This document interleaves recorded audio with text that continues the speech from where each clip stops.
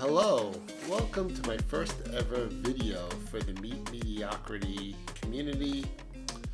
This is Mediocre Mitch, and I'm calling these videos Mediocre Mitch's Musings. They are targeted to be about 5 minutes in length and are tying, or at least I'm hoping to tie, some of my learnings from the podcast episodes that I recorded into my everyday life. And so today I want to talk about the benefits of starting a morning routine, which I started based upon some of the learnings I've had speaking to people that I've interviewed for the podcast. Notably, morning routines, I think about the episode 4 with Dr. Jennifer Burns, where we talked about mindfulness and meditation. I also think about the interview I had just a week ago with Bianca Velez, who spoke about waking up at 5:30 in the morning every morning, and she does her meditation and her Pilates. So the morning routine that I started, by the way, I'm wearing my super cool triathlon t-shirt that I just got yesterday. It's for doing the virtual triathlon, which I completed a couple weeks ago at home. So here's my cool t-shirt. Anyway, my morning routines are really based around two things. One is meditation, and the second is stretching.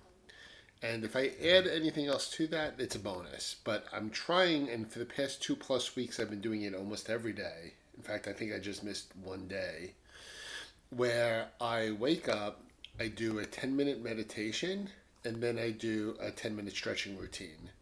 And what I've been using for those routines is the Peloton App, which is free during COVID-19. At least I think it is for the first 60 or 90 days.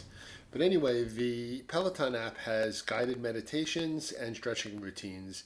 I've been doing a 10-minute guided meditation.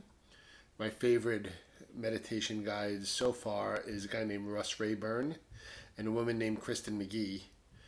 And I am also doing stretching routines from the Peloton App.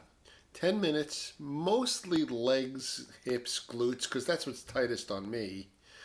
But sometimes I do full body, 10 minutes stretching, which is also great. Chase Tucker and Andy Spear are my two favorite stretching buddies on the Peloton App. You don't need to use Peloton. There are great routines that you can find on YouTube. The Headspace app for your phone is great for meditation, and the Calm app is really a great one as well. So there's a lot of ways you can check out baking these things into your morning routine. The other thing I'm trying to do is focus on nature. One thing Bianca Velez taught us in episode 18 is being at one with nature is super important. I read a Yale University study on eco-psychology just last weekend, and it talked about 2 hours a week. If you can spend 2 hours a week in nature, it'll do wonders for your mental well-being.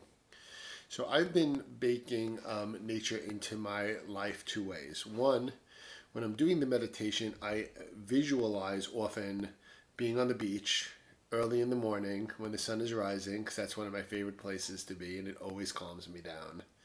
And the other is when I picture myself rooted to the earth. I often picture being amongst trees in a forest that are rooted to the earth, or mountains that are obviously strong and stoic and part of the earth. So these are visualizations I use to help me get at one with nature.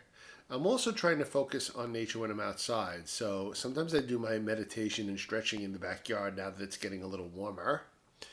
And I also just kind of focus on the trees and the birds and the nature that's around us, even in our very suburban neighborhood. There are ways to focus on nature and be at one with nature. So that's the long and the short of it. This morning routine has helped me get my days off to a good start.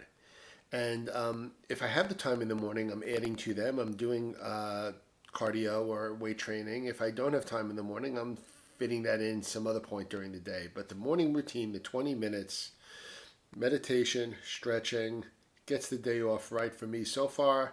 And I hope you'll try the same thing.